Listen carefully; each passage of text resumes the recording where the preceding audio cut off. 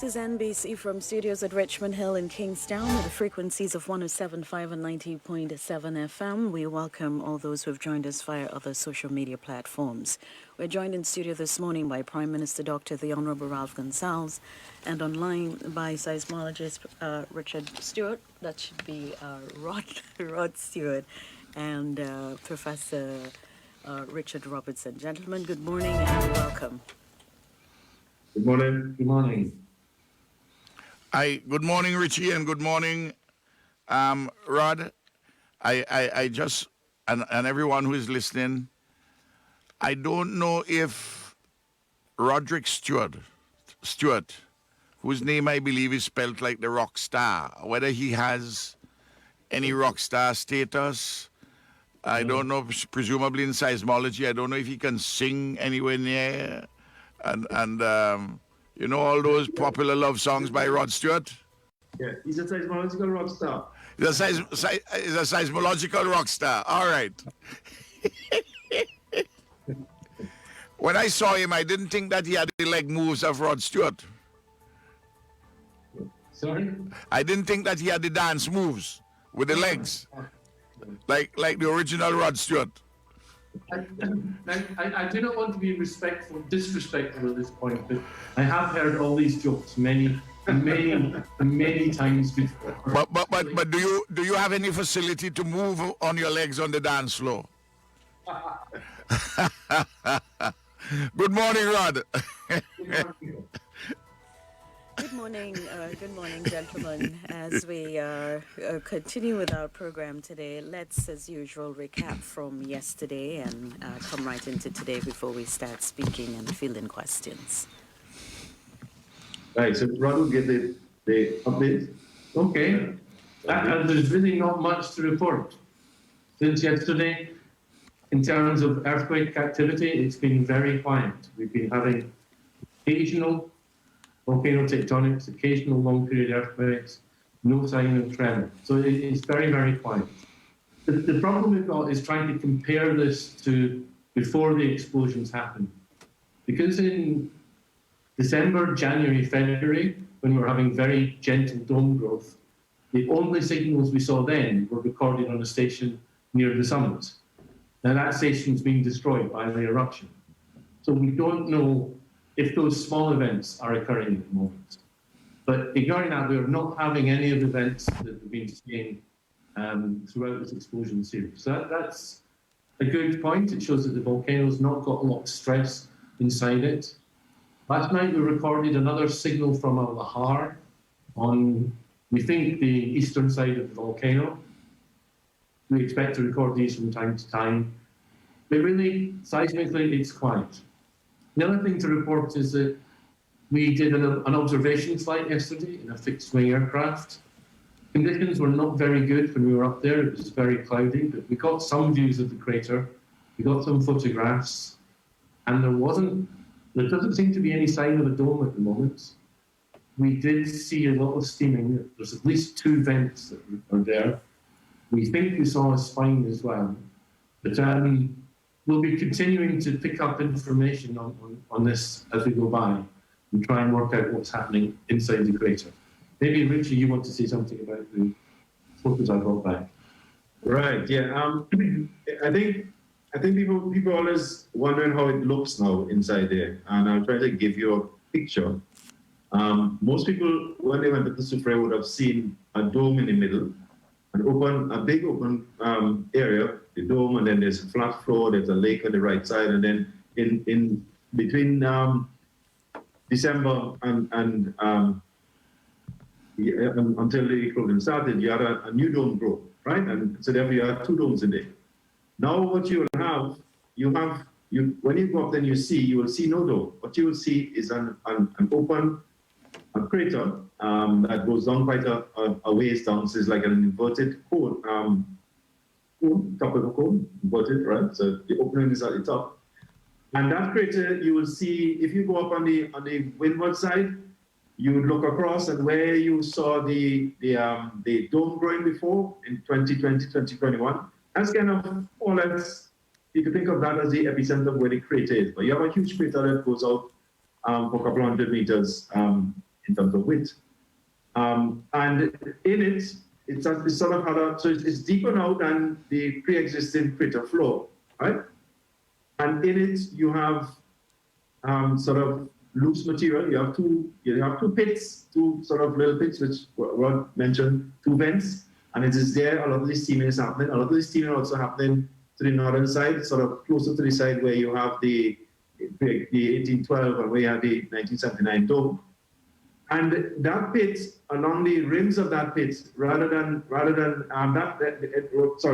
rims of that pit is loose material that has come out, or tephra or ash that has come out.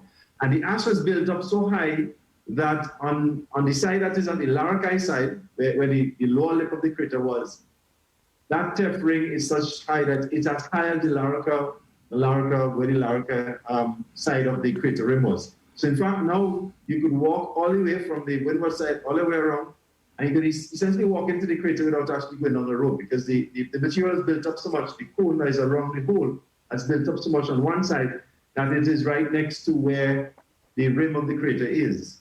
So that's what you'll see if you go up there. There's a lot of steaming going on from two vents, as Rod said. There's a part of it where you have a large mass of rock that sticks up. We call it a spine. It looks like a black pillar that's up towards the northwestern side.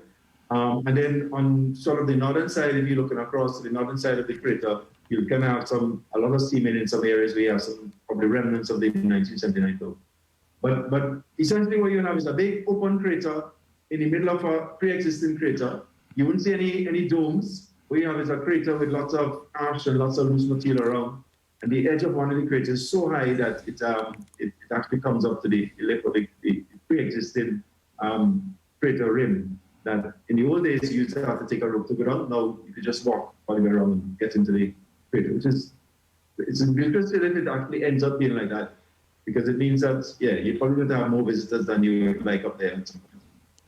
Now, what's the significance of the steaming through the two vents?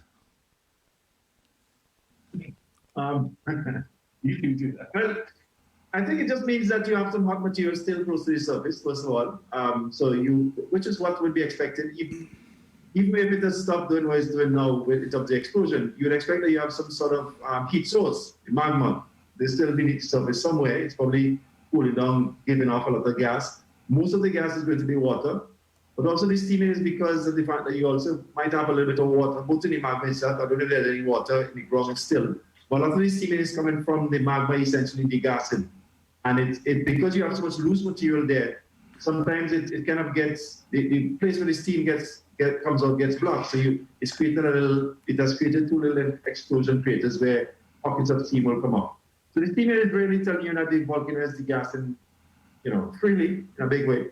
And a lot of it is just water, really. And those two vents are probably joined together not that far below the surface. Yeah. They're not separate conduits, they'll just be... I see. The surface. Yeah.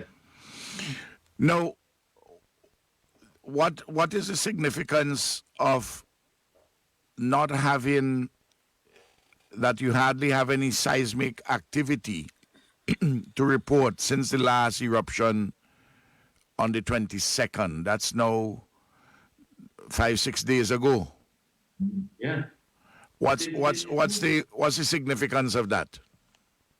The significance is that there's really two possible explanations, because these earthquakes happen when stresses build up. So either there are no stresses being built up within the volcano, or the rock is sort of being fractured and moved so much that it's become like jelly. It can't react to stress. But I think the main thing is that there are no stresses within the volcano being built up. And that's a good thing, because the stresses are what we would expect to see if we were going to have more explosions. I see. Now, Richie, as a result of both observations, and I listened to you carefully about the significance of the vent, the two interconnected vents, and that what is coming out there is really steam, and that the magma is degassing. which you said is a good thing, and then there is no seismic activity to report of any real importance. What are the policy implications of that, of those two things? Is it too early to say that the people, for instance, in the orange zone and the lower end of the lower end of the red zone can go back and clean up? Well, I think I'll always be cautious about people going back into the red zone. But certainly the people in the orange zone, the volcano is telling us that it's entered this period where there's no clear indication that it's stressing itself out as it's heading into explosion. Of course, things can change quite rapidly. So that's why we have to be cautious. So yeah, there are certain areas in the orange zone that would only in any case have been affected by heavy ashfall, and we're not having heavy ashfall now. So yes, cleanup in those areas would be a good idea now when it's not exploded. In terms of the red areas, I would certainly not suggest any movement north of the Rabaca dry river. Putting people in the mountains is a bad idea. Certain areas of the red zone, the southern parts, say if you're looking at sort of Georgetown areas, certain parts of Georgetown, yes, I think that kind of thing in terms of cleanup is possible once it's not exploding. But that indicates you always have to bear, and people, if they do that, have to bear in mind that you may have to react quickly if it then picks back up and goes into explosion. If it's not stressing and easy gas, it's a good thing. You see, as a practical person, yeah. When you speak, people are going to ask me, okay, you say Georgetown. Do you mean Georgetown, which stops at Caratal River going north, or you mean that the Georgetown conurbation, which ends at Rabaca? No, I would say the Caratal one. The Caratal one, okay. So you're talking about Georgetown proper, Georgetown, Chile, coming down Chester Cottage, yeah. Byra, Goss, Connery, Park Hill, South Rivers. Right, so avoiding as much as possible, because the issue with the Rabaca is that the Rabaca is prone to lahars in addition to, so even when the volcano is not doing anything as it is now, there's always a problem with lahars. So the mud flows. The mud flows, right. and you said that one was, there's evidence that one is reported. Yeah, I mean, it might be Rabaca, might be somewhere else, close by, yeah. All right, now, on the leeward side, yeah. How far would you go to advise cleanup? I would say sort of south of Stewart-April. So from Pitibodel upwards? Upwards, yeah, those areas there. I mean, people have been cleaning up their roofs in Georgetown, in Stewart-April, I know that. But when you get into those areas, you kind of get into areas that get a little bit more on the marginal side. Even at the activity levels now. Okay. So certainly these areas, once you get rid of the ash in places like Belmont, where we are, Chumaka, once it's not exploded, those are areas that people could occupy safely. What do you mean actually occupy in Rose Hall? Yeah, because you're not, once the key thing is the explosions and the heavy ash, because these areas were never going to be compromised by pyroclastic flows. Could you occupy as far north as Pitibodel? I mean, I would say that you probably want to clean up. Okay then. No, I just area, that kind of thing. Okay. So can people occupy back to Rosebank? Yeah, I mean, I think those areas are mainly, once you deal with the ash, there's a lot of ash still in the area. Okay. So once you deal with the ash, I think I mean, those areas are not in, there's always the potential that it could stand back up, and therefore once people realize that if it stands back up, you have to move out again. Okay. But in terms of practically what's happening now, it's really just the conditions of the ash that's really most hazardous. No, there is an issue. As you know, I have to think about all public policy issues. Yeah. You take an area like Chateaubelair, where we have to be careful that we don't leave it open for persons who want to burglarize people's places. Would it be too early for policemen to go back in the Chateaubriand police station? Yeah, I mean, I think you want to leave it a little bit longer. Okay, I just want to find out. I mean, we have to do security, but I just want to know. Yeah, I mean, but it doesn't mean you can do patrols. You don't have to. The thing is to overnight occupation and stay in there for extended period. Okay, I'm understanding what you're saying. I just want to be clear, to get guidance. Yeah. Because I'm sure the Commissioner of Police is also listening. I mean, I think the thing with volcanic hazards is to minimize your exposure by decreasing the amount of time that you're exposed to the thing that might put you in harm's way. So that's why, as scientists, we do work sometimes in areas on the volcano, but we minimize the impact and we have certain protocols we operate under. If you have that, it's possible to do things. So in areas that are like you mentioned Chateaubriand and the areas like that, you could check as a patrol and you come back out. You just don't stay there. You don't stay over. Yes. So in terms of people occupying, I would think that you don't want to get into those areas quite yet, because you're not sure if it's going to start back up. Maybe just as far down. Maybe just as far down as Rosebank. Yeah, I mean that's yeah. That's an option. Yes. And clean up in Georgetown up to Caratal. Yeah. What about occupying Georgetown? Or not yet? At that point, I would stay out of the red zone completely. Okay, all right. In terms of occupation, but they can go up to Georgetown, Caratal to clean up. That's a different thought. That's a different. Okay, no. I just because we are having a meeting this evening of the National Emergency Management Council, and tomorrow I have cabinet. So, and I'm sure that Michelle would get something from you, Michelle Forbes, to inform us this afternoon, because I will call on her to give a report in this regard. But I'm glad you're proffering this kind of advice. In other words, there's some hopeful news, but we're not out of the woods yet. Yeah, I mean, I think that's the key thing, that people can't, I keep saying people can't drop the gas. We need to make sure that it's really heading in a particular direction before we do that. And there's a lot of work, there's some work that can be done even in interim, but people need to prepare that it can't pick back up again, and it can't pick back up quickly, and therefore we'll have to respond to that. Okay. Usually, if things are picking up back, how many hours notice we will have?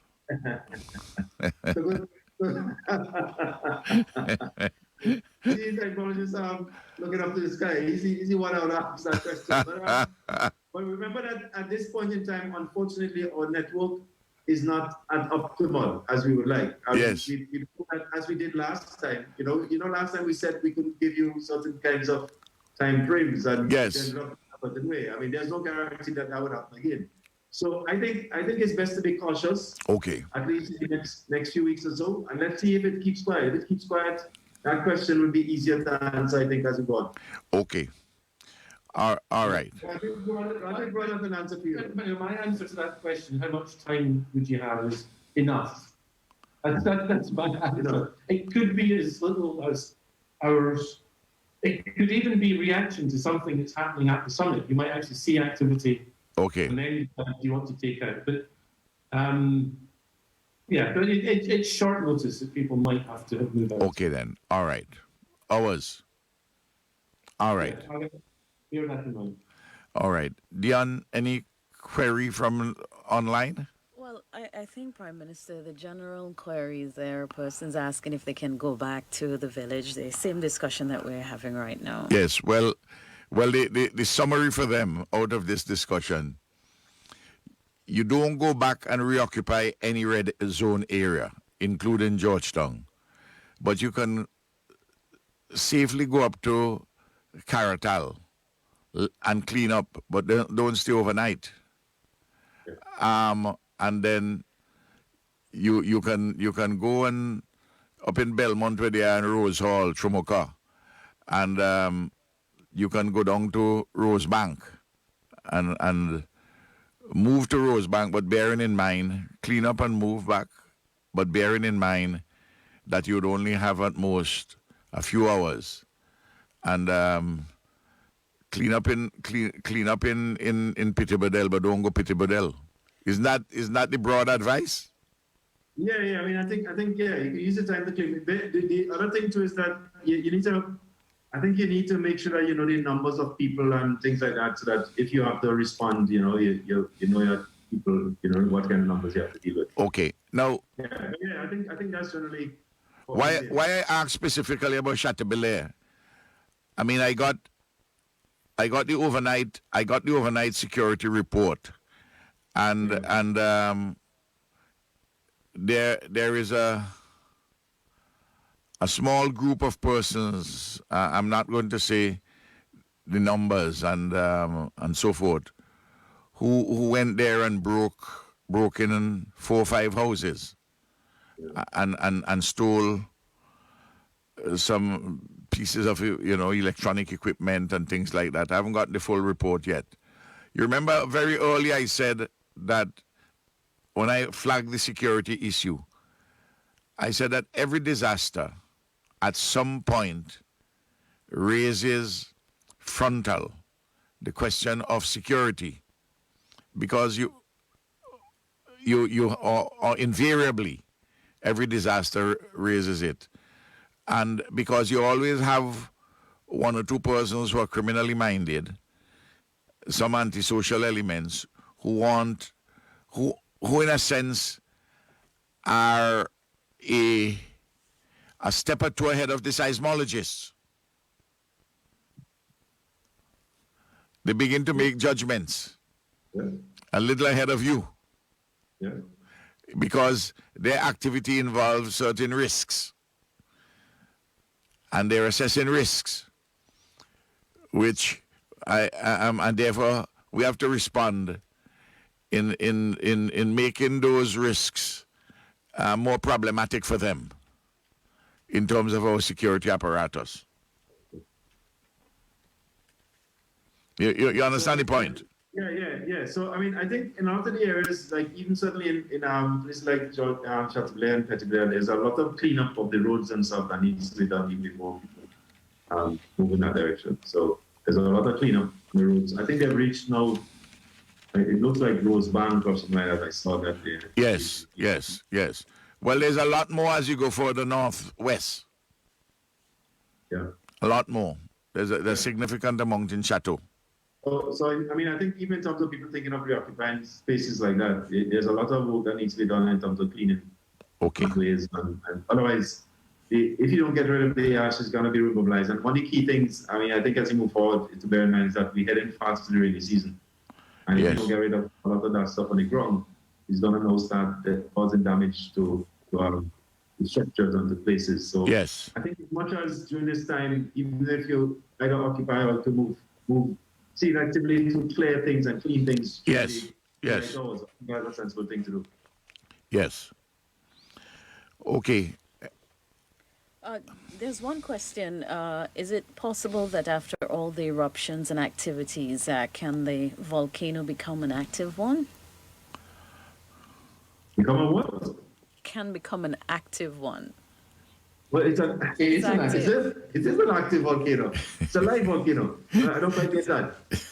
It is pretty much somebody questioning whether it's active or not. Well, that's the question. I mean, sometimes when you tell people that you don't want to ask the question, people insist. It probably means that if it goes to sleep a little bit, whether it would be awoken on it by itself. Or probably more active than. Maybe we misunderstand what the person is asking. So let me try to answer if I think. So volcanoes, people use different terms to describe volcanoes. They use active, inactive, they use extinct and dormant and things like that. And it kind of gets confusing. So at seismic, we tend to try to be very simple. Whether the volcano is alive or it's dead. Simple. If it's alive, then we think it could erupt. It might be that it's erupting now, it might be that it's not erupting now, but we still think it's live. And if we think it's live, then we operate a certain way. If we think it's dead, then it can't do anything. So we don't get into, so I'm sorry if if what the person is asking is if this volcano could erupt again, and if this volcano is one that's going to be dangerous in the future, yes, it's alive. It's very much alive. It showed us a little bit of its kick. Just a little bit. It might show us a little bit more in the future. we hope that it's gone back a little bit to be a little bit quiet for the time being, but it's certainly not dead. So I think that helps to answer the question the person's answered. Are the volcanoes, Richie, are the volcanoes in Martinique and Dominica dead or alive? They're alive.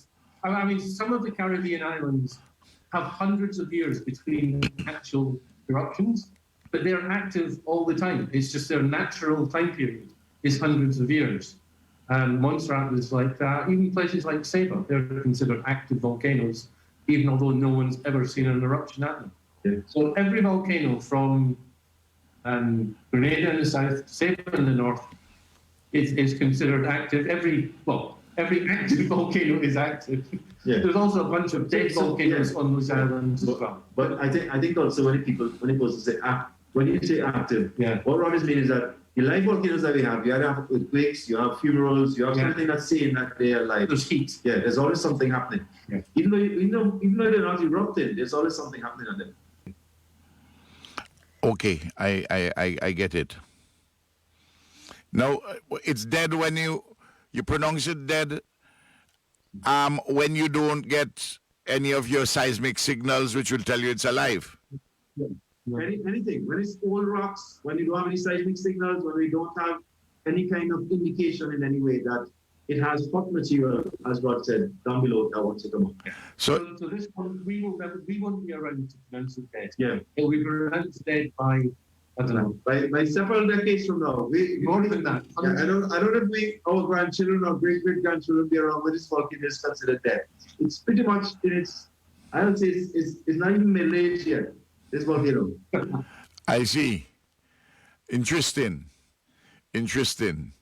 Well, we carry the benefit of our volcanic creation with our burdens. Yeah. Huh? Indeed. Did you say indeed? No, yeah, well, yes. Yes. We live with it. We live with it, and we have to live with it. And I'm saying that in the Caribbean, we have many, many generations. As much as we would like, we have many generations that will have to live with them because this volcano and the volcanoes in the region are pretty young, those that are alive. Okay. All right. Thanks very much. I appreciate it very much. Thank you very much. Thank you. Okay.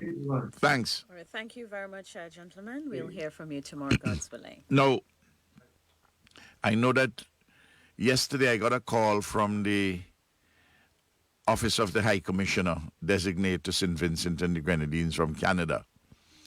Her Excellency Lillian Chatterjee. And they indicated that they will call in at some time to speak towards Canada's response to what is happening here in St. Vincent and the Grenadines with the volcano. I don't know if her office is on the line, but they're listening. They're ready, Prime Minister. Oh, they're ready. Okay, let's So they can go ahead. let's roll then. Thanks. They just sent a message to say they're ready, so they can go ahead and call and we'll Yes. facilitate the call. Thanks. So in the meantime, Prime Minister, you can continue until the Yes. call comes up on the system. Well, I just want to welcome the HMBS Lawrence Major. This is a vessel from Bahamas and Jamaica with supplies. Commissioner? Okay, just hold, please. Hold on, please. Hello? Her Excellency is on? Yes, please, Prime Minister. Yes. Go right ahead. HMBS Lawrence. Hello. Yes, Hello. Good morning, Your Excellency. Good morning, Prime Minister. I've been watching you on this radio program for some time now, and I think it's such a vital program because it gives very important information to your citizens and to people like us who have been following it. So first of all, Prime Minister, I give you greetings from Canada. Thank you. Our Prime Minister and our Foreign Minister are very engaged in what is happening in St. Vincent and the Grenadines. And And you sent a letter to Prime Minister Trudeau, and we will respond shortly based on his response to your letter. But in the meantime, Prime Minister, you spoke to our Foreign Minister, Minister Garneau, Marc Garneau, and he instructed us, following your call to him, that we must respond immediately with support for humanitarian assistance. So I'm very, very pleased to announce that Canada is contributing for the immediate need $440,000, of which $250,000 will go to the World Food Program, and $190,000 will go to St. Vincent and Grenadines organizations. Three of them: Rapid Relief Team SVG, the World Pediatric Project Caribbean, and the SVG Red Cross through the International Federation of Red Cross. And that is to help to focus on the basic needs of displaced people, to provide food, hygiene supplies, drinking water, clothes, shoes, and also to address some of the health concerns, respiratory supplies like nebulizers, ventilators, air purifiers, oxygen tanks, and other medical needs. And Prime Minister, I have to say, I have a lump in my throat when I think we have been supporting SVG for a long time, and one of the projects that we funded was the Richmond Vale Academy, I did a virtual tour because I couldn't come because of the pandemic. I did a virtual tour of their project. They were producing home gardens in Chateau Bel Air, Fitzhughes, Rose Hall, Spring Village, and they were helping people develop these home gardens for themselves. And when I see the videos, I'm so brokenhearted to think that all of that must have been destroyed. I did that virtual tour with Stina Herberg, and I was so impressed with their dedication and their initiative, and I just feel so sad to see what has happened and the impact that this volcano has wreaked, not just for that project, but for the citizens. And I'm in awe of Vincentians, your resilience and your, you've dealt with the COVID pandemic, you've suffered economic hardship because of that, and now this on top of that. You Vincentians really are a very resilient group of people, and I'm so impressed, and especially with your leadership, Prime Minister. And you are really showing wonderful leadership in addressing the concerns of your people. Well, I'm very grateful for all that Canada is doing to help us, and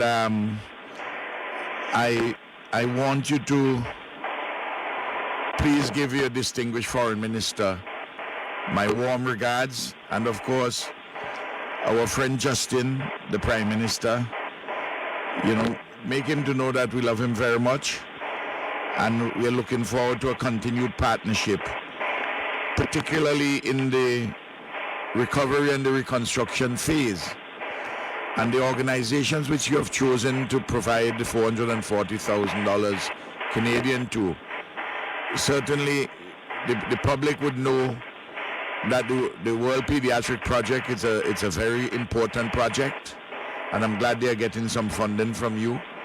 And the World Food Program is here with us in St. Vincent and the Grenadines, working, helping us with some of the coordination, in fact all the UN agencies. So we're very grateful for the assistance to those institutions which do good work for the people, which are doing good work for the people. I want everybody to realize, to whom I'm speaking, that we in the government of St. Vincent and the Grenadines we ask governments to support in this humanitarian phase, especially organizations which are doing good work and which need the support, like for instance the World Food Program, like for instance the World Pediatric Project, and the resources don't have to come in a phase where we are all doing humanitarian work together to the government, but to organizations with which we partner in order to make life bearable for persons in this very difficult period. The same thing in an earlier stage when I think some support was provided to Red Cross, who are assisting in providing food packages and the like, other things. And they work well with NEMO, our National Emergency Management Organization. Now, I just want to indicate to the people of St. Vincent and the Grenadines that I in my letter to Prime Minister Trudeau, I kept the matter to 3 issues. 1, immediate humanitarian relief, and you are providing that through these organizations, and we always would like to get more support because the humanitarian relief period is going to be very prolonged, and I take it that you will continue to partner with us in this period. And secondly, a partnership during the recovery and reconstruction phase, and that I had raised the issue possibly for consideration of certain evacuees who meet certain criteria, whom Canada may wish to accommodate on certain particular terms. And I'm sure that I hear from all of those from my dear friend Justin, the Prime Minister.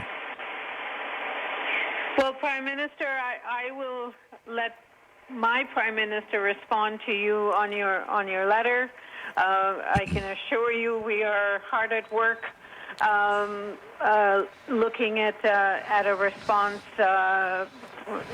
Canada has been with you a long time. We were there before the eruption of the volcano. We've been there with you during this difficult time in our darkest need, and we will be there afterwards. We will always be there to accompany you. I think that you can always count on Canada. I believe that, and I have the evidence of that, and I want to thank you and the government and people of Canada very sincerely. And I want to thank you for the kind words that you said about our people's resilience, which is true, which goes back centuries. It's in our DNA, and I want to thank you for the kind words that you have said about our leadership. You're very welcome, and good luck, and we will stay in touch. Thank you very much, and God bless you, the government and people of Canada. And please don't forget to send a special greeting to the Foreign Minister and to my dear friend Justin. I will do that immediately. Thank you. Fine. Thank you very much. Bye. I'm really touched by this particular call. Dion, it could have been done in the usual way through diplomatic channels, but I thought that the idea of communicating directly to the people of St. Vincent and the Grenadines, Her Excellency, it was very thoughtful, and we appreciate it. And I just want to say that I didn't initiate that she make this call. I was at my office yesterday, and when her political advisor at the High Commission called to say that Her Excellency would like to call in on the program. It also tells you that the Richie and Ralph show is reaching far and wide. and I'm sure that she probably has broken ground, and which other ambassadors and other leaders may wish to emulate. Now, I was saying there's a Bahamian military vessel, the HMBS Lawrence Major. It's both the government of the Bahamas and the government of Jamaica have supplies on this. And I just want to indicate that it is not just the governments themselves, but in the case of Jamaica, a number of other agencies. In the Bahamas, of course, is the government of the Bahamas, the Defense Force in the Bahamas, and their National Emergency Management Agency. And in the partners of the government of Jamaica, in addition to the various state institutions, it's the Jamaica Red Cross, Kingston Wharves Limited, the private sector organization of Jamaica, Jamaica Manufacturers and Exporters Association, Food for the Poor in Jamaica, the Jamaican Society for the Prevention of Cruelty to Animals, Grace Kennedy Limited, Lasco Distributors Limited, Wisinco Group, and the Home Choice Enterprise Limited. And they've provided a lot of items, the main items, of course, being canned foods, general purpose tents, some bottled water, cots, mattresses, and some other items.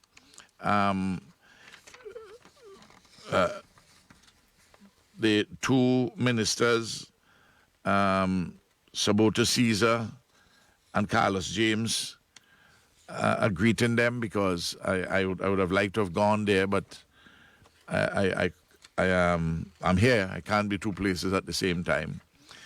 But I will follow up the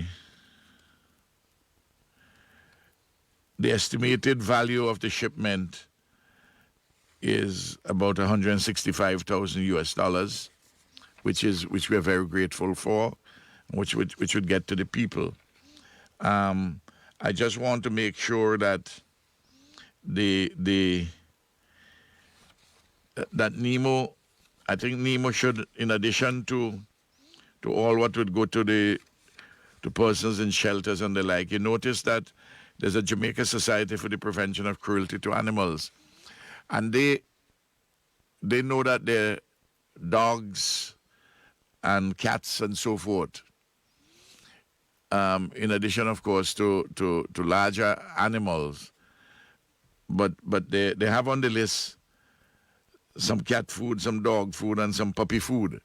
So I'm sure that NEMA will get those to the partner organization for the Jamaica Society for the Prevention, the SVG Society for the Prevention of Cruelty to Animals. And it's very thoughtful that in addition to thinking about human beings, we have to also think about the animals.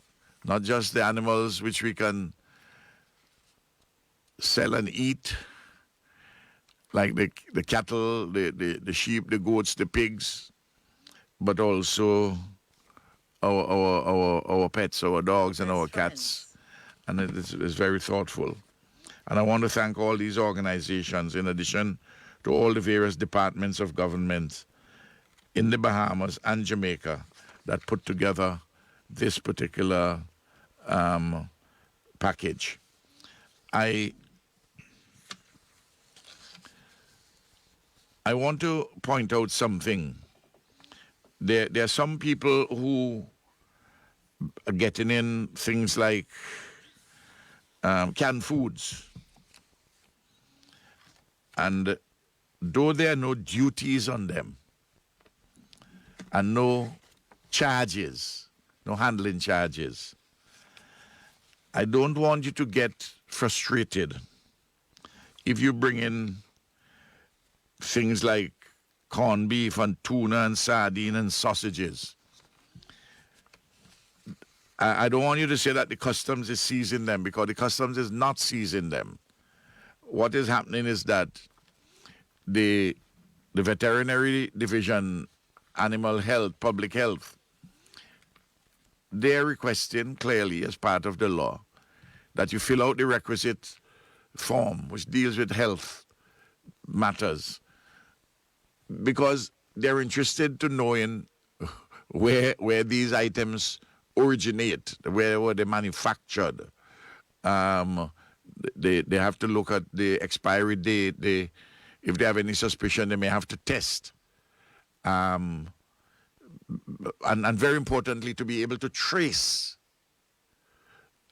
if there is any consumption which creates difficulties, they to trace, to identify, so that public health, animal health, that we can deal with the issue in a very scientific manner. I just want to indicate that to persons who are bringing things in. We have to make sure that the elemental laws of the land, those relating to our health and so on, and everything else with accountability and transparency, that they're followed. I just want to make that point. It may be frustrating sometimes to someone who has to bring when they import these things, but the supermarkets know that. As a matter of course, they have to do these health checks. I just want to say that. I also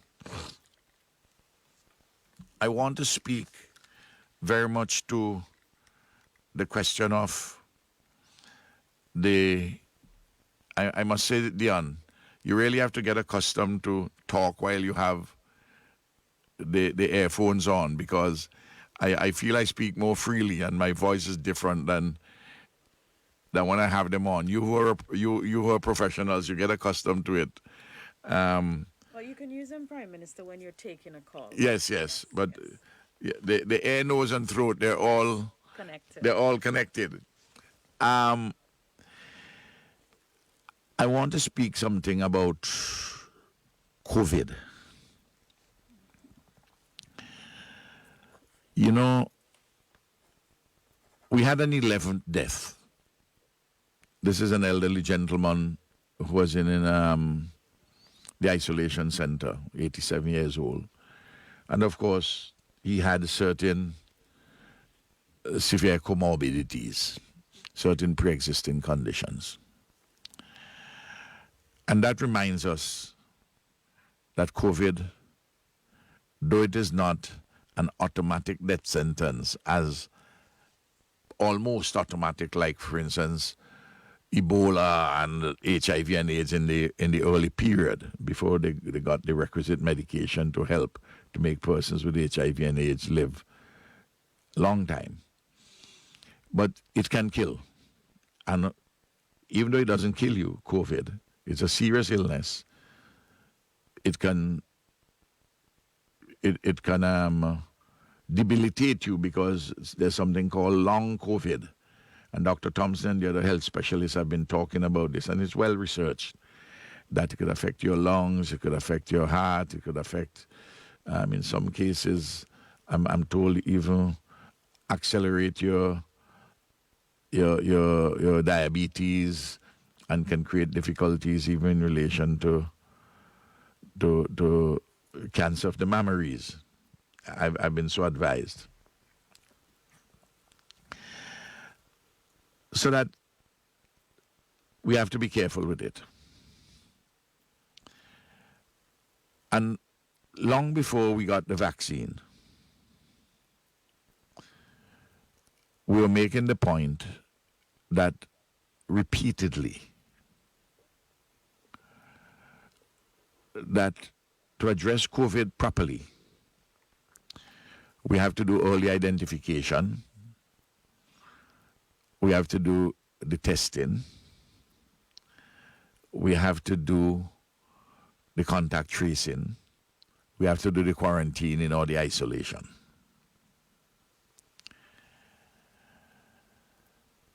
We have tested already about 45,000 persons in our country. And this includes people who have come in. There are persons in shelters who are refusing to be tested. I say to you, this is something dangerous.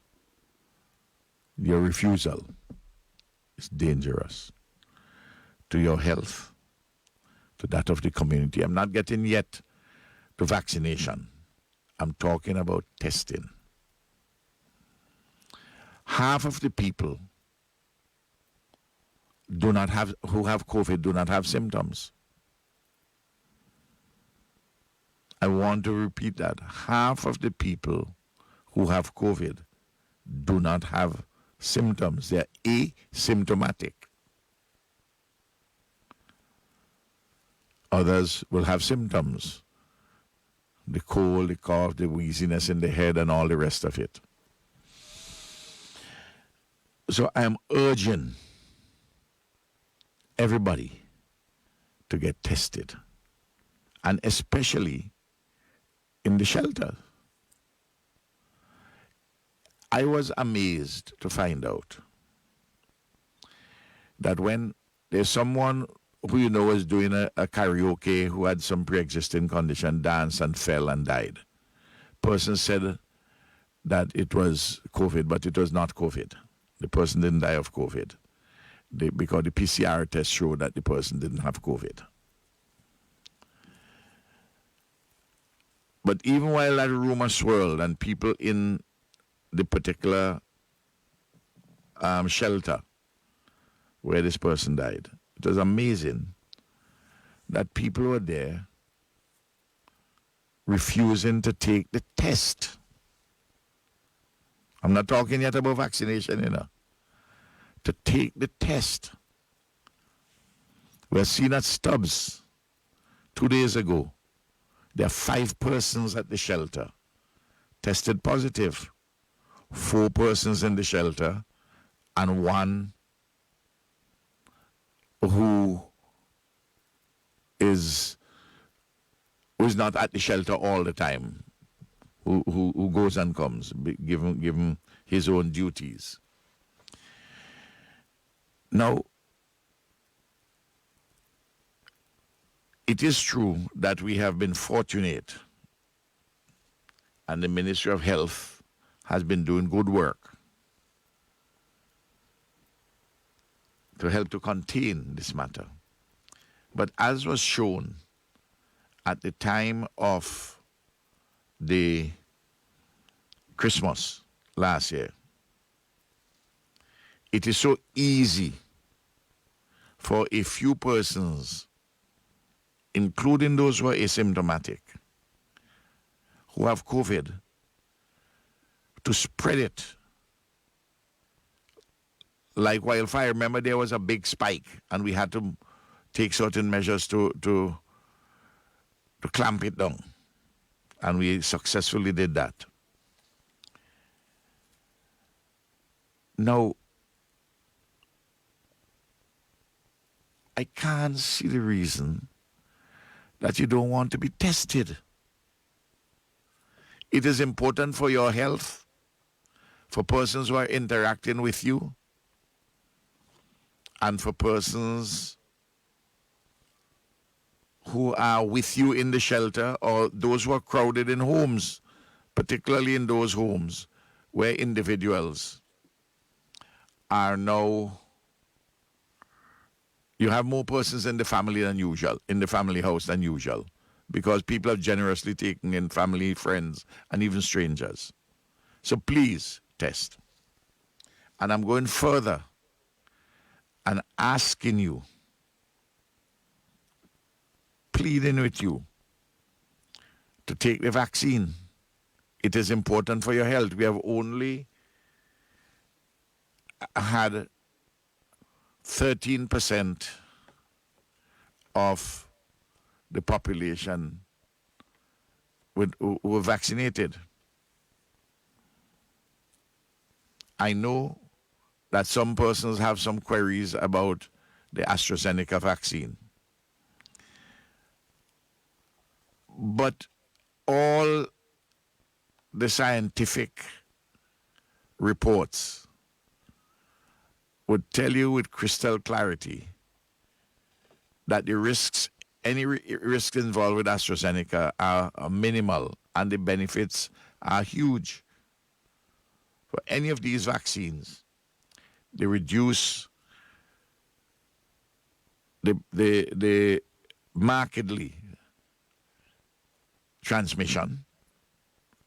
They reduce the possibility very significantly of you getting seriously ill, and certainly reduce the prospects immensely of you dying with COVID.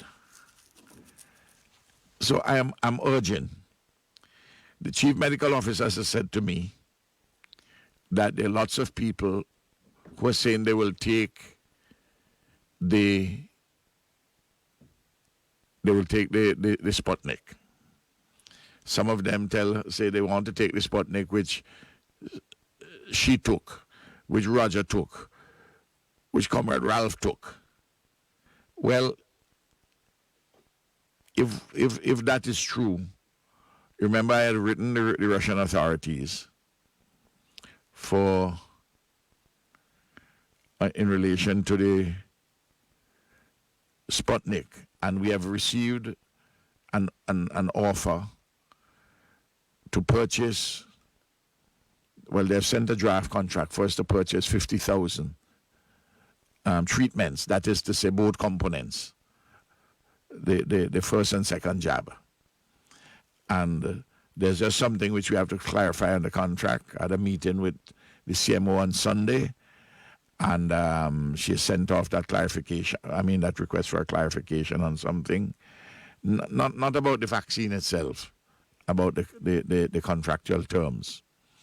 And while she's done that, the AG's chambers would be looking at the document. I have to call the Russian ambassador sometime today to tell him that they will hear from us almost, very soon in relation to the purchasing of these vaccines. But the AstraZeneca, which we have to bear in mind that they expire towards the end of May, between the 27th and 31st of May. So, we have made the decision that at a particular point in time, we will give other Caribbean countries doses of AstraZeneca if they want them. And at least one country, I think, I've been advised, has indicated that it may wish to get some of them. But I just want to say we are at the stage now. We are on the verge of getting the 50,000 treatments for the Sputnik doses 1 and doses 2. I want to speak to certain matters in the shelters and the provision of food, in the provision of food for those who are in homes, evacuees who are in homes, in private homes, and also for some persons in the red zone, in the orange zone, who are having challenges, who are there, who are having challenges coping with certain things. We've gone past the water stage. Except to say this about water. The water is fit to drink.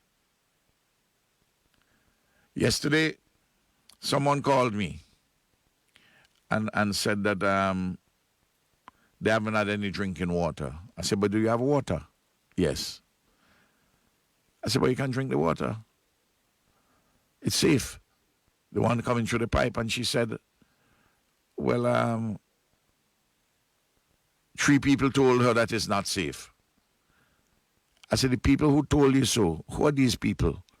I said, didn't you hear Garth Saunders, the head of CWSA, on the program which I have, and otherwise, no, she didn't hear. I said, but you must listen to the authorities. Don't tell you what people say. I say, right now, I'm having a cup of black coffee, and the water used in it is the water from the tap.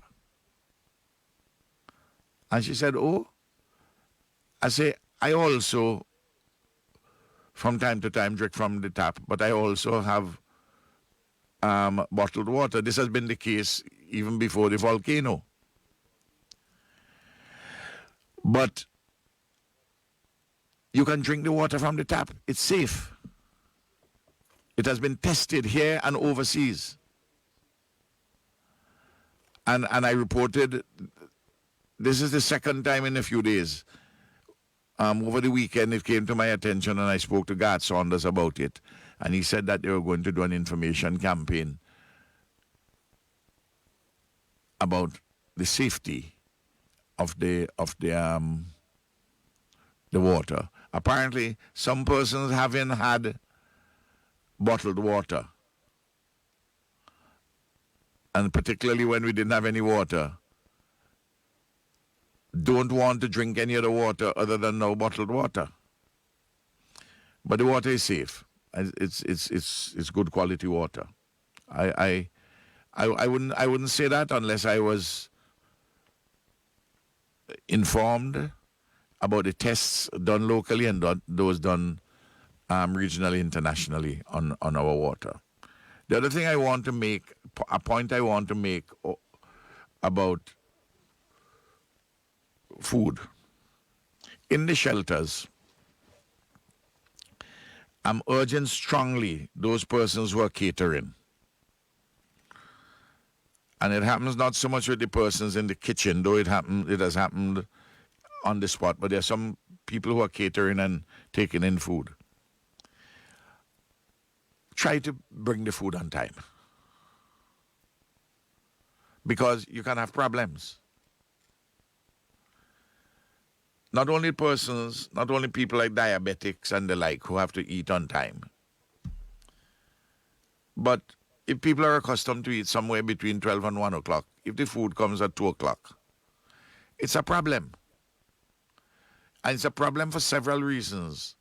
You might have cooked the food earlier, and if you have to transport it a distance, I don't know whether the transportational arrangements which you have are all in order.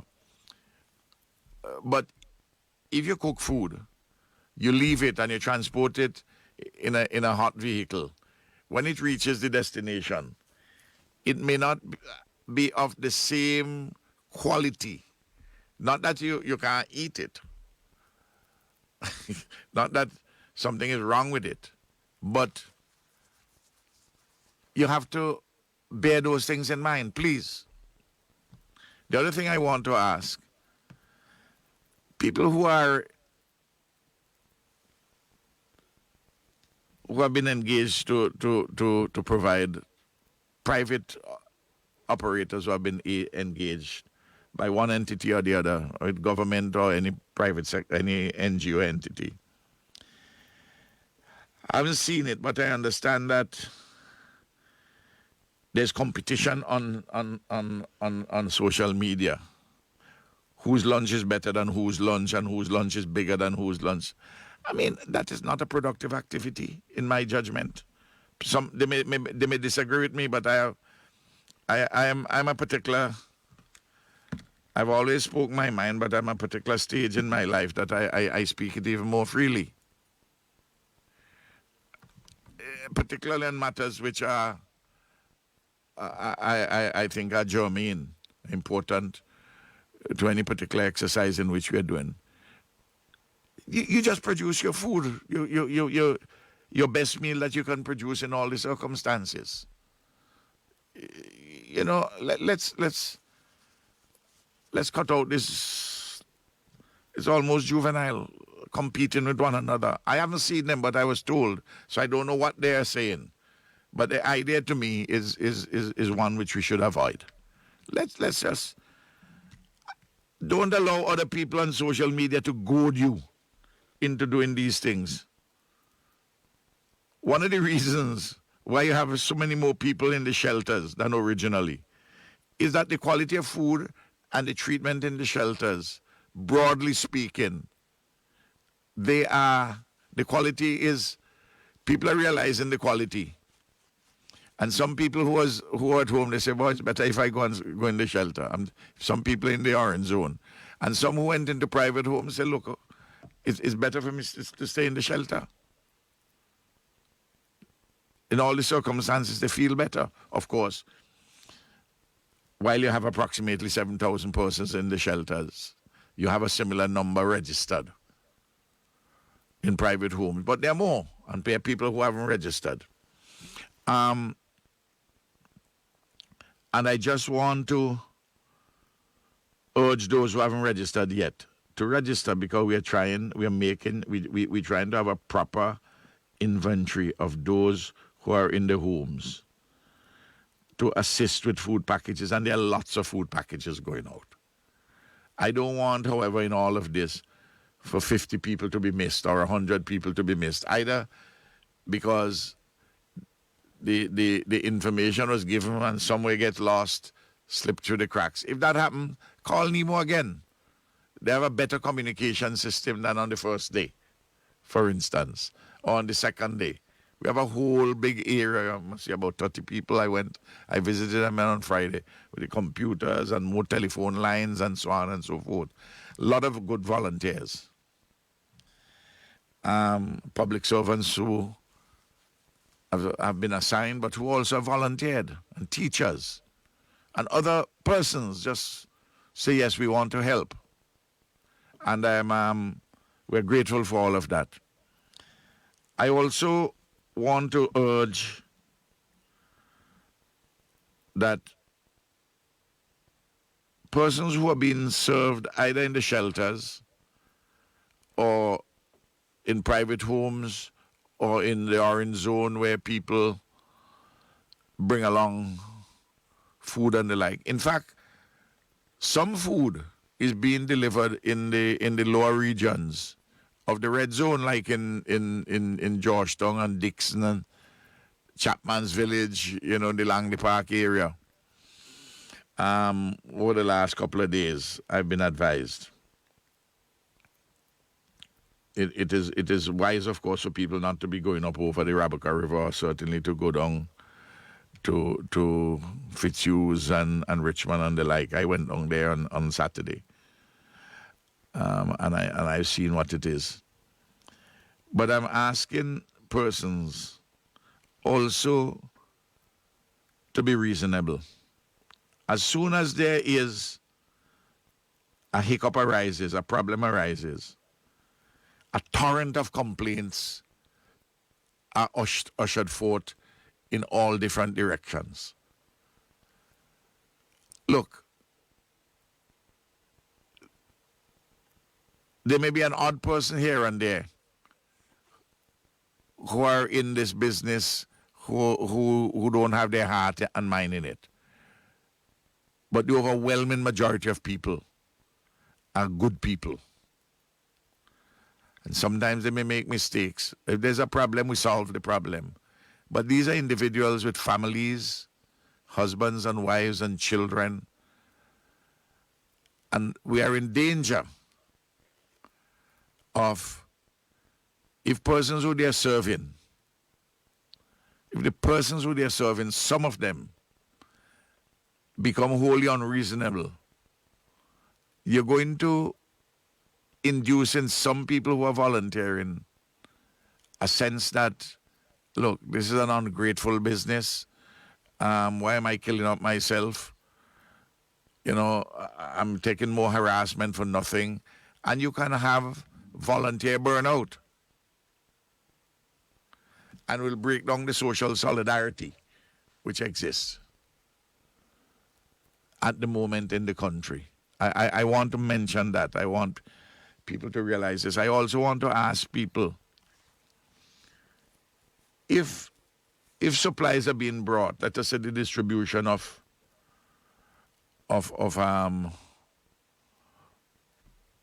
food packages, I don't want to be getting text messages at 11 o'clock in the night, which is telling me, comrade, the people pass where we are and gone up into the village and they didn't drop off anything down here and they're only sharing out for certain people. It is not so. You can't... People can't bring all of these things to your doorstep. There's no machinery for that. And if you can text me at 11 o'clock the night, tell me that 3-4 trucks pass with boxes. You can make a telephone call where they're going to and say, what time are you all going to share stuff? And if you're in need, you just walk the 5 minutes or the 7 minutes and go. By calling me 11 o'clock in the night, when in fact, the people were at that very moment still sharing out. And for those who have problems in terms of incapacity and so on, the people who are doing this thing volunteering, they're not being paid, take them to you. And I also want to say, if somebody brings a package or a box of a case of water into a particular area, and you see them down below, and you're in the porch, a strong young man or young woman in the family, just come down and help and get it. Don't tell them, bring it up. You're going to induce in good people fatigue. And they're going to choose the teeth and say, well, look, comrade, I can't take this thing anymore from some people. At the same time, I want to advise those who are distributing to be fair and reasonable in all circumstances. If you're distributing packages, food packages, for heaven's sake, don't go and give every member of your family a box of 25 or 30 pounds of food. Because it's not fair. There are other people who also need. And when you're doing it, I don't want you to do it as though because you're helping somebody, you can treat them in any way. You have to be sensitive to people. So I'm talking about a two-way street in building this solidarity. A couple of other things which I have to discuss of a practical nature. Now, there are persons who have called my office, and they have also called Nemo, because they have people in them who they volunteer with, who they volunteer to take, friends or family or even strangers, that they are asking if government would pay the electricity and water bill. No. You have to be reasonable. There's not money for that sort of a thing. Already, nobody is going to cut you off, and arrangements can be made as to how you pay it. And some people who come there with you, they and you have to make arrangements as to how, I don't know how much more the light bill is or how much more the water bill is. But there has to be a sense of reasonableness on what are some of the demands which are being made. And then evacuation. I got a report yesterday from the Ministry of Foreign Affairs. I want to make the point that the persons who are in the official evacuation program in the OECS territories and in associated territories like OECS territories like Tortola and... Prime Minister, we've just got word that it's time for Senator Peters. So to make her statement to the United Nations Security. And further, we extend our gratitude to the prohibition against the attack destruction, removal, or rendering useless objects indispensable to the survival of the civilian population remains a core tenet of international humanitarian law as enshrined in the Geneva Conventions. Military objectives should never take precedence over the protection of civilians and civilian infrastructure. Far too often, both state and non-state actors have violated well-established principles of law of armed conflict, particularly those of distinction, proportionality, and precaution.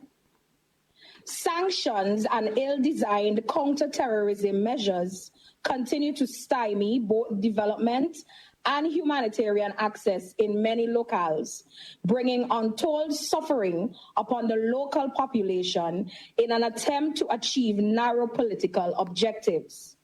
To be sure, counter-terrorism operations are sometimes necessary to protect people and preserve a country's sovereignty, unity, and territorial integrity. However, both sanctions and counter-terrorism measures must comply with all principles of international humanitarian law and international human rights law. The socio-economic impact of armed conflict often gives rise to perilous humanitarian crises. When coupled with climate change, severe weather events, and environmental degradation, these conflicts have a dramatic impact on civilians, particularly women and children, and extend further, impeding the overall recovery of the countries affected. We have seen the reality of these effects across protracted conflicts on this Council's agenda. In Yemen, the health system is crippled, leaving half of the facilities operational, rendering the country ill-equipped to combat the COVID-19 pandemic. A similar grave situation exists in Syria, where 10 years of war have left over 13 million Syrians in need of multi-dimensional forms of humanitarian assistance, including shelter following mass displacements and basic health care. In conflict-affected areas of Somalia, water and sanitation infrastructure have been destroyed, reducing access to clean water and increasing the risk of preventable diseases such as cholera. The destruction that occurs as a result of deliberate and indiscriminate attacks hinders efforts to achieve the Sustainable Development Goals. The destruction of resources needed for civilian life, living, and production is causing unbearable suffering for too many people around the world.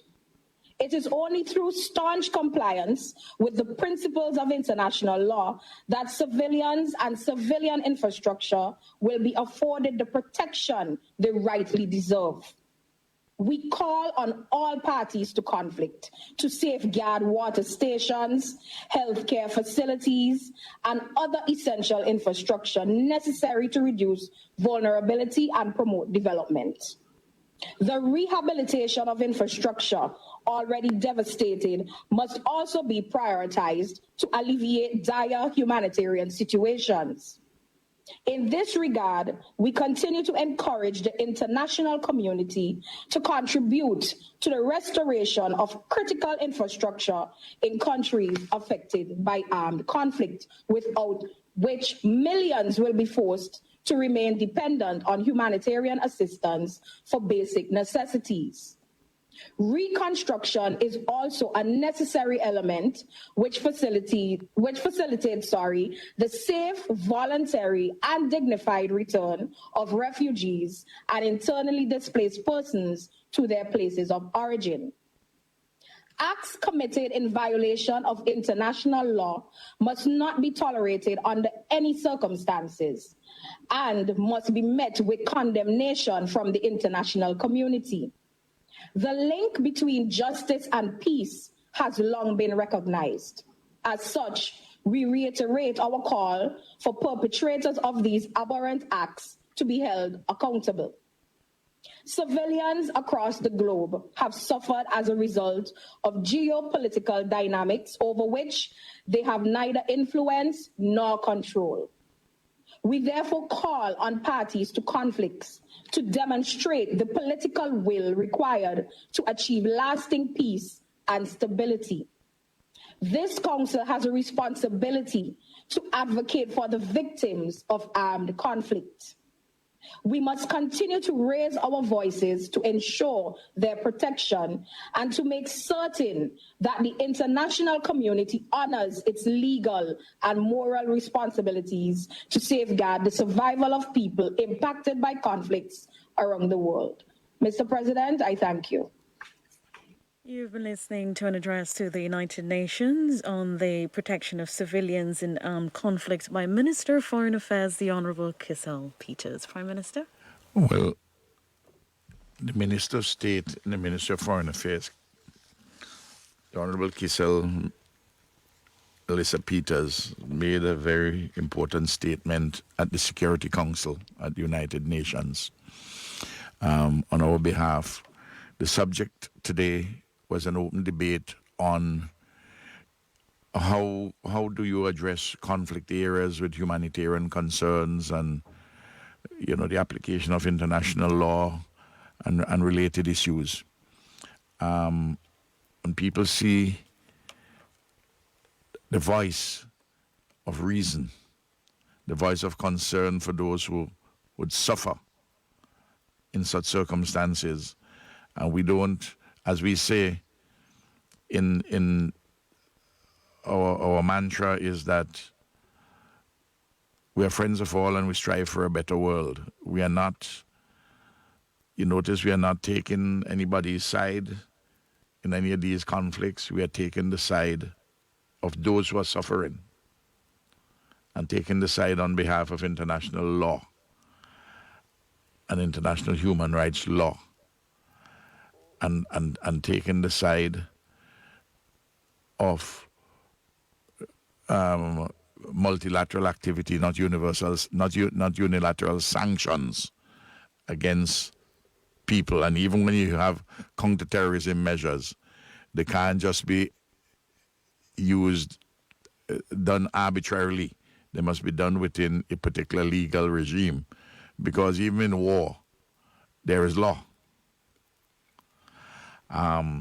So that it's, I'm very proud of the youngsters, the young people, really, the young professionals. Kisal herself is in her early 30s, and those at the United Nations Security Council who would have worked with her and her staff at the Ministry of Foreign Affairs to craft this particular speech representing the foreign policy of our government on this important matter.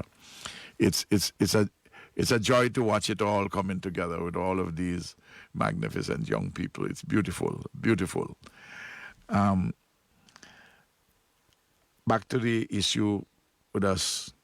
I was talking about the evacuees. Well, yesterday actually I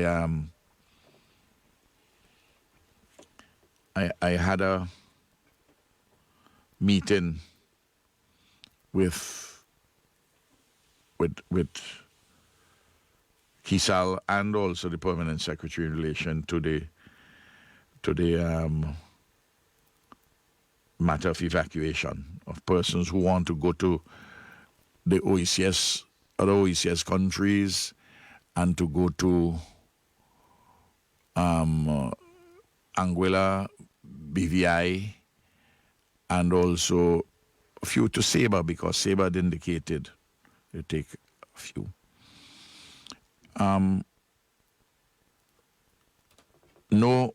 None of the evacuation has actually started in a formal sense.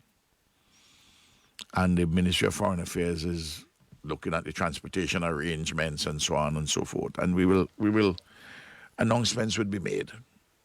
But in the meantime, and the numbers, the persons whom we are supported in the evacuation are persons who are from the red zone and there may be cases from the orange zone, the circumstances they had to evacuate. And those who may be outside of those areas, but who, as a result of a medical condition certified by a doctor, the issue of the ash and the like. And each country, remember, when you go, they'd support just for a few months. Of course, you go to an OECS country, you can go without the official program. With an ID card, you don't need a work permit or anything, you can go. But if you're going and you don't have anybody, you need the support system of the receiving state. There's some people who have chosen to go because they have friends or family outside of any official evacuation program. All I ask is that if you're doing that, still please inform the Ministry of Foreign Affairs, because you may need the state over there still to support you with some educational issues and so on. Even though your friends or your family will take care of you, it would help if you inform the Ministry of Foreign Affairs so the ministry can say to the receiving country, for instance, St. Lucia, in which people have been going to families, say, look, there are these 20 persons who are coming, these 30 persons who are coming. I know, for instance, a particular set of Christian believers in a particular denomination have friends and family, and they've gone to them. If they tell the Ministry of Foreign Affairs, they make their own arrangements, that's fine. But we are doing it because of the La Soufriere eruption, so that they can inform the authorities nevertheless. Even though you're not part and parcel of an official evacuation program. And I said the numbers are a trickle, really. But I give that advice. Those are the issues. There are others. Today we have a meeting of the National Emergency Management Council. A lot of things I've spoken about before. I was hoping to have a meeting of the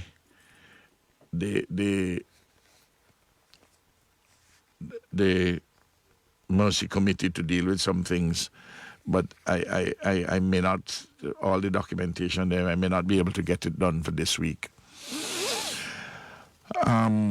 There's so much pressure of work on an ongoing basis every day. But I'll take questions which have come in and then leave. I'll take a few. Prime Minister, there's a question which we received earlier this morning. Persons are concerned about their mortgage facilities at the Bank of SVG in particular. And I didn't get that. Red zone. Persons in the red zone are concerned about their mortgage facility at the Bank of St. Vincent and the Grenadines from the red zone. If you can provide any words. Well, I think what they should do, because of COVID, the facility had been extended, and Camilo had announced that, and the central bank had announced that. And I will urge immediately that the COVID issue would have covered them in any event for the next few months. But in relation to this volcano, for a period continued beyond the other period extended. I think the period comes to an end either in June or in September for the moratorium. So I think those individual persons should go to their banks or credit unions, and within the context of that overall moratorium. But it is something which we can have the Ministry of Finance have a conversation with all the banks. There's another question with the advice given this morning for persons up to particular areas on the Windward and Leeward side. Yes. Returning to their homes to do cleanup and to return to the shelters. I think persons are asking if there can be pipe-borne water returned to the taps so that can assist in the process of cleaning. Okay.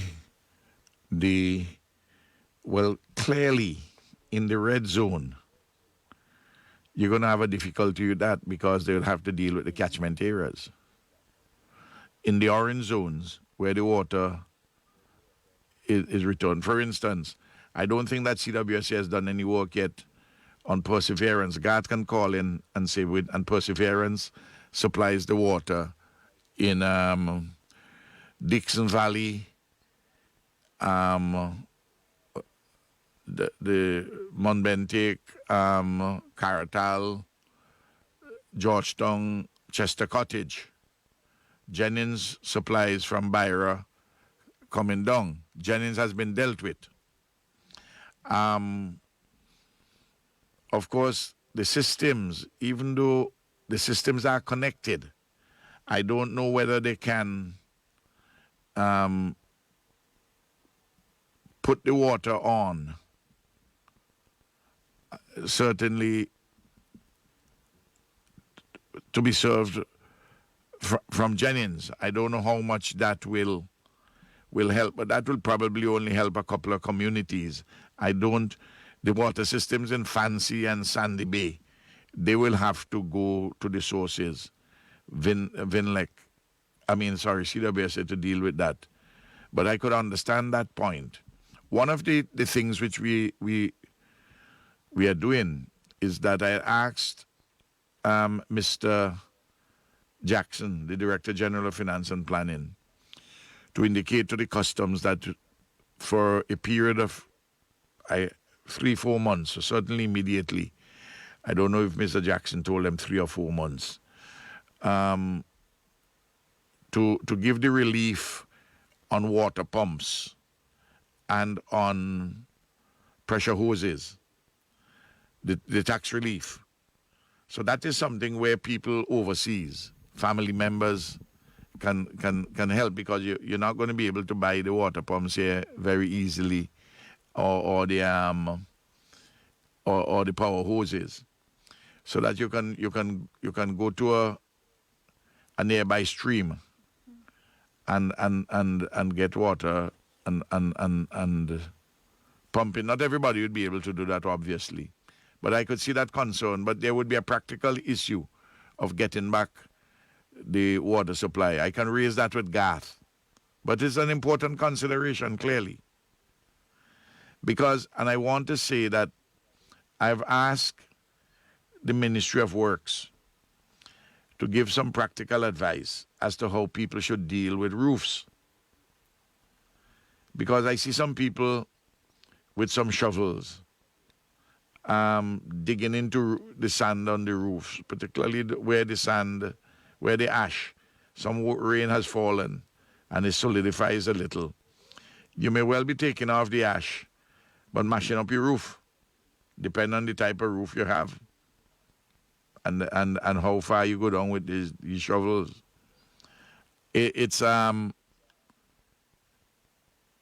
I understand too that there are a number of teams which are volunteering to do cleanups, professionals. And I'm asking them through this medium to be reasonable, because some of the prices I hear some of them charging is wholly unreasonable. It's like they're gouging. Don't gouge people in these difficulties. Don't gouge them. I mean, it's unfair. It's unconscionable. But what happens is this: disasters bring out the best in most people, and they bring out the worst in some people. That has been the experience of human affairs from time immemorial. But I'm asking, now that we have modern communications, I'm asking, let us work together with this in solidarity, social solidarity. I come back to that very important phenomenon to help us both in this period and in the period, this humanitarian relief period, and also in the period of recovery and reconstruction. From a health perspective, Prime Minister, there is a concern about persons wearing the correct protective mask, especially as they return to do cleanup work. Absolutely. And lots of advice need to be given on that. This afternoon I want to find out from the experts who are on the ground from the United Nations, to find out whether we have been given as yet because the professionals are dealing with this thing. I left the meeting last week with them, I started it and left our professionals to work with them. I want this to be done in a proper, rational, sensible manner. So I'm sure we'll get some information shortly on all of these things. But it is sensible to wear protective clothing, obviously, your mask, and particular types of masks. Understand it's raining buckets in the countryside and in the mountains, Prime Minister. Well, that is dangerous for mud flows.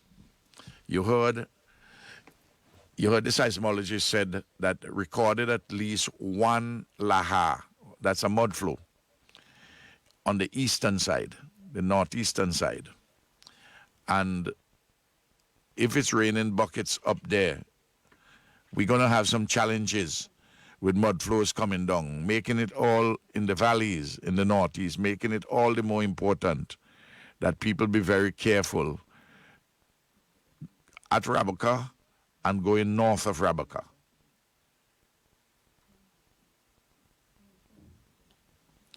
So that would be my advice, strong advice. For persons who have, from the orange zone, who have left the shelters and have gone back home, will any form of assistance be provided for them in terms of food items and whatever they need as they resettle into their homes? That continues. That continues. We are doing that.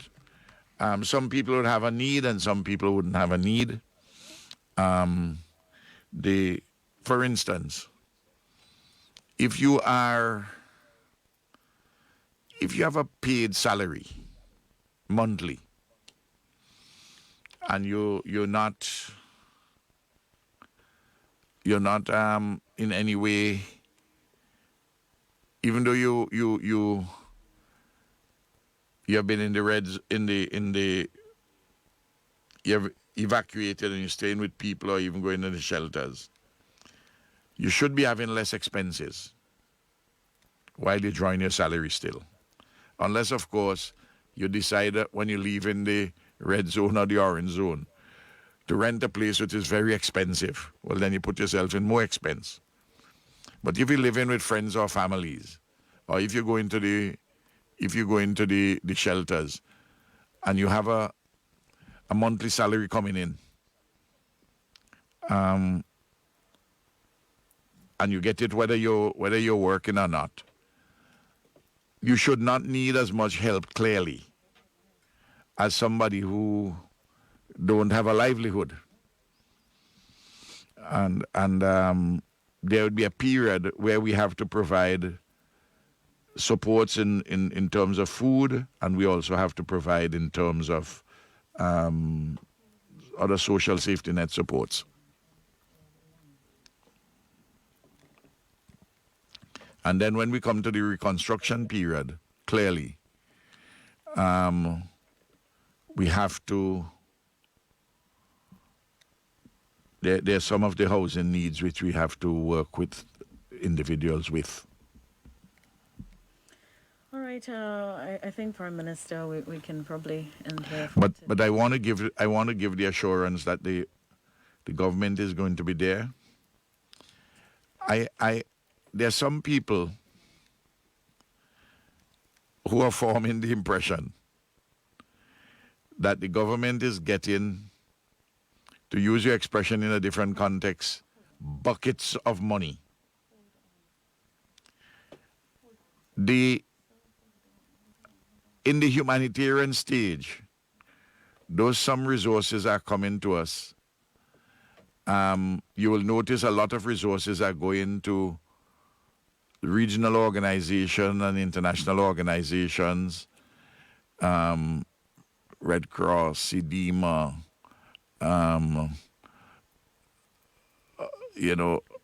other World Food Program and so on, all very important, and they are working with us, and we are very grateful for the work that they are doing with us.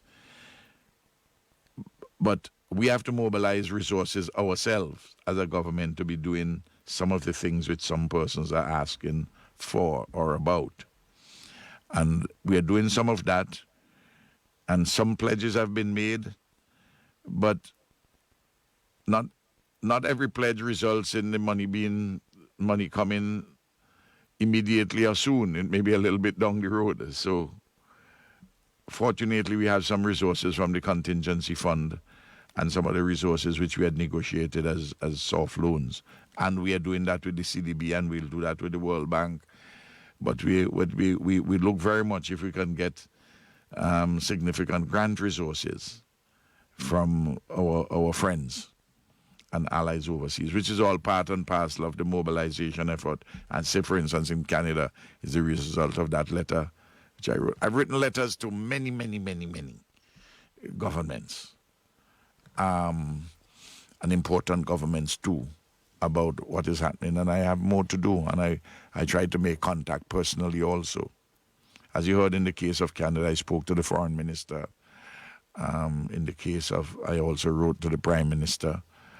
And I've done that in other countries. I'm not reporting everybody whom I've spoken to and everybody whom I've written to.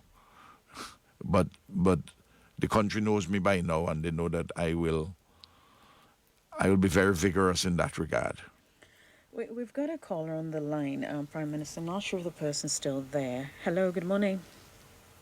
Hello, good morning. Okay, maybe the person has hung up.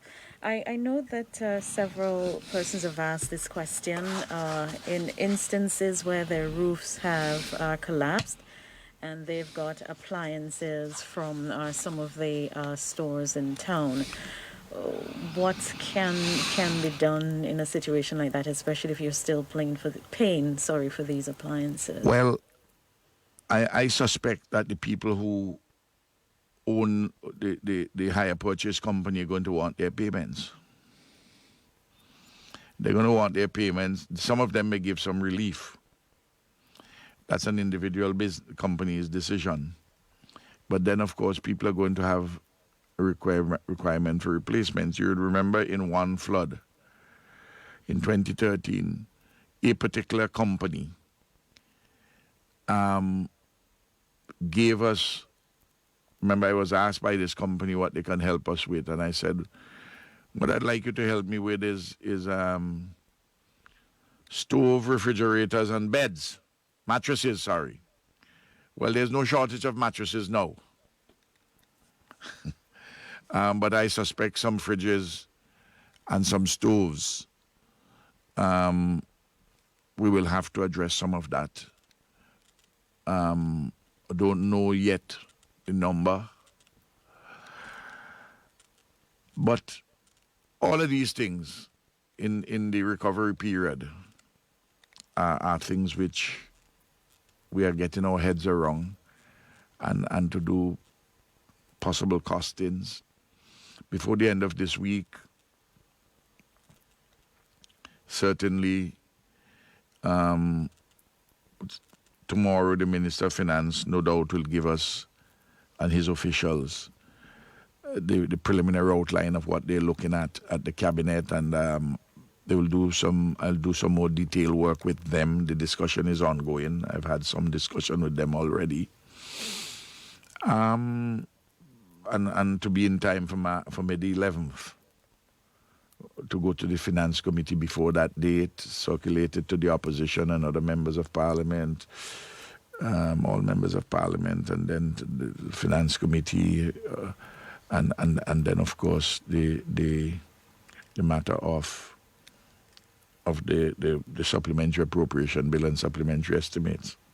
Prime Minister, just before you go, I would want you to clear this up because I see already that it's getting some traction. You did not say categorically that persons should return to the red zones or anything like that. I've never said that, so I want you to. And the person said this. Look, people must listen to what I'm saying, and don't hear what other people tell you that I say. And they heard the conversation that I had with Professor Robertson, where I said that I'm seeking your advice for the framing of public policy, which we will discuss further this evening at NEMO, and for the cabinet to decide on, but that up to Caratal you can go and do your cleaning up, but the you know, in the red zone begins at that area from Mount Young Bridge, and that people in the orange zone, and we name the villages Chester, Byra, and so on, because all you got there is the ash, and there will be no chance of any any mud flows, that it would be, since the ash is no longer an issue, at least for the moment, that to be cleaning up. And if you were to go up into the red zone to do any cleaning, you do short periods of time and get out. Don't stay overnight. That was explicit. And that Professor Robertson says that the Rose Hall, and I said to Trumuk, I said, what about the Rose Bank? They said, yes. I said, pity, but he said, no, let it just clean and Chateaubriand, they could go and come and clean, but don't stay down there. People must listen. There's no confusion as to what was said. It is just the same thing I talk about. People didn't hear what God Saunders say, but Tom, Eric, Mary, and Elizabeth tell Eleanor, and Eleanor ain't hear nothing. For all you know, Tom, Eric, Elizabeth, and Beatrice didn't hear what God say either. But hear somebody say something, overhear something. And of course, they put it on social media, they do all kind of things. And fortunately, in my case, I don't allow my mind to get kerfuffled with any of that. I speak. If I say something and I say something in error, I will come and correct it. But I did not say that you must return to the red zone to go and live. I did not say that. I did not. What was being discussed is cleaning. Yeah. And I also said that for persons in the orange zone, they clean and they can go back, because that's what the advice which Professor Robertson gave. So let's just be clear as to what was said and what was not said. But persons know that too. But by pushing the envelope doesn't make me say what I didn't say. I will only speak on the basis of the professional advice. Thank you very much. I'm glad I got that opportunity to reiterate. You've been listening to Ian Soufriere, the morning edition with Prime Minister Dr. the Honorable Gonsalves. Earlier on in the program, we had seismologist Dr. Roderick, Rod Stewart, volcano seismologist, and Professor Dr. Richard Robertson, lead scientist monitoring the Soufriere volcano in St. Vincent and the Grenadines. All those stations, radio, television, and social media platforms who joined us for our program this morning. Thank you. It is now 6 minutes before the hour of 10 o'clock in St. Vincent and the Grenadines and across the Eastern Caribbean. We now return you to your respective studios, wishing you all the best.